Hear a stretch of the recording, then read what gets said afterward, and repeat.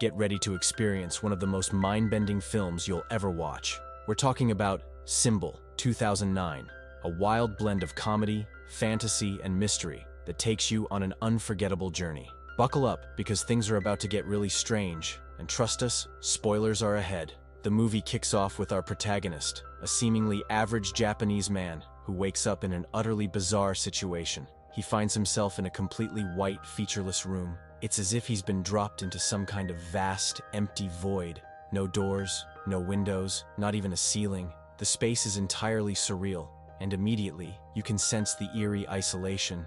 As he looks down at his attire, bright, colorful pajamas, there's an overwhelming sense that he doesn't belong in this sterile, clinical environment. The camera zooms in on his face, capturing the confusion that gradually gives way to panic. He has no idea how he got there, or why. In a desperate attempt to make sense of his surroundings, he begins to inspect the walls. They're smooth, unnervingly smooth, almost like they're made of some sort of plastic. With tentative steps, he circles the room, touching every inch of the surface, searching for any clue, anything to explain his predicament. That's when he spots something strange, a mysterious protrusion sticking out from the wall. It's not just any object. It's unlike anything he's seen before. Curiosity takes over, but caution still lingers. Should he touch it? He hesitates for a moment, then, driven by an inexplicable urge, he prods it. At first, nothing happens, but as he presses harder, a sound begins to fill the air. High-pitched, almost childlike giggling, echoing throughout the room. And just like that, the bizarre adventure begins. From nowhere, hundreds of tiny, giggling baby angels appear, emerging from every corner of the room. They swirl around him, like a storm of laughter and feathers. But just as quickly as they appear, they vanish into thin air. The only thing left behind are their members. Yes, bizarrely, what remains are parts sticking out of the walls and floor. The man stares, confused and horrified.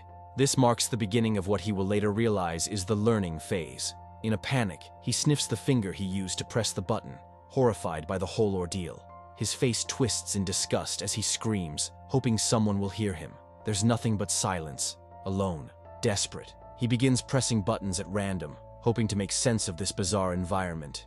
Each press results in something strange. A toothbrush falls from the ceiling. He catches it, but it's not useful, so he tries another, and another. More items appear. Chopsticks, small figurines, a random vase. The man begins to experiment, pressing the same button multiple times. To his surprise, he gets repeated objects each time. Like magic, buttons seem to create anything he can imagine. Just when he thinks he's got the hang of it, things take a turn for the absurd.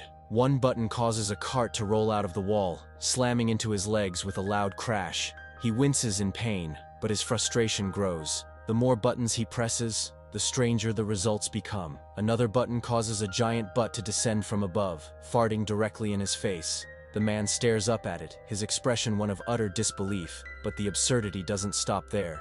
Time seems to pass. Hours, maybe days. He's unsure. He's gathered an odd collection of objects, a stack of chopsticks, sushi, even a fly swatter. He's also becoming increasingly obsessed with one pressing issue. He's hungry. He presses a button, and to his delight, a sushi roll falls from the ceiling. His stomach growls with joy, but as he eats, he realizes there's a problem. There's no soy sauce. Desperation sets in, and he starts pressing buttons like a madman, hoping for the sauce. Sushi after sushi falls, but still no sauce. Frustration builds. His sushi meal feels incomplete. Finally, after much waiting, the soy sauce bottle arrives. But just as he's finishing his sushi, the sauce comes too late. He shoves the bottle away in anger. Next, he presses a button that provides a pair of old-school 3D glasses. He puts them on, expecting something exciting. As his eyes adjust to the glasses, he sees one of the baby angels pointing directly at his member. He can't help but feel some weird sense of triumph.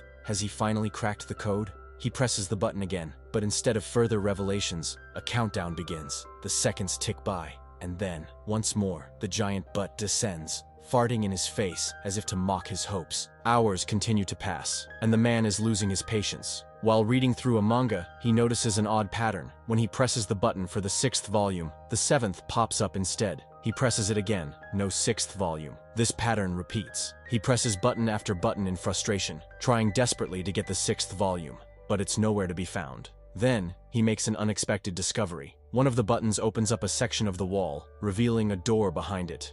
A door. The man is elated.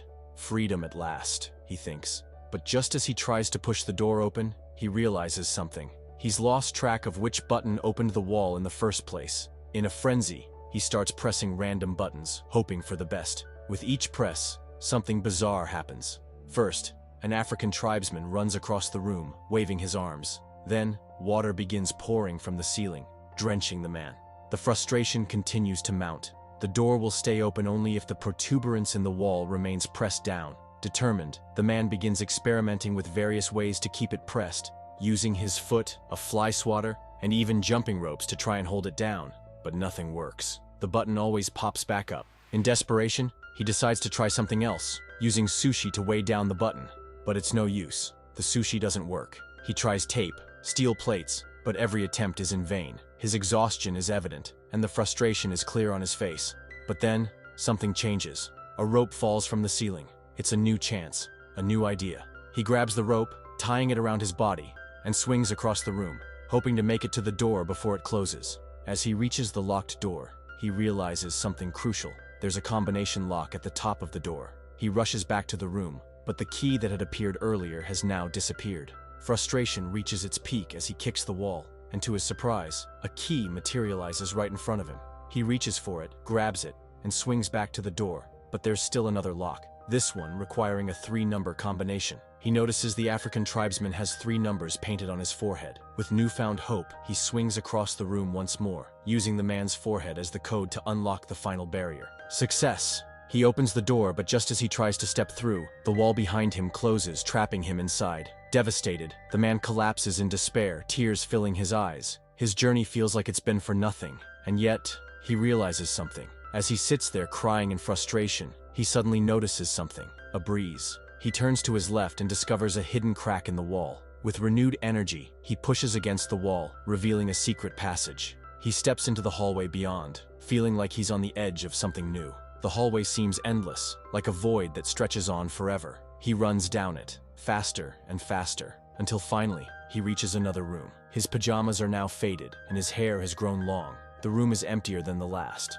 This time, adult angels appear and disappear, leaving their members behind as buttons. This marks the beginning of the practice phase. Meanwhile, in Mexico, we shift focus to Escargot Man, a wrestler who is preparing for a big match. His family is worried about him, especially because his opponent is younger and stronger. They drive to the wrestling ring, and Escargot Man's son, Antonio, is being teased at school for supporting his father. The match begins, and Escargot Man's team enters the ring against their opponents, the Northern Tough Ones. At first, Escargot Man struggles, but as the battle intensifies, the man in the mysterious room presses a button. Suddenly, Escargot Man's neck extends like rubber, knocking out both opponents with a single strike.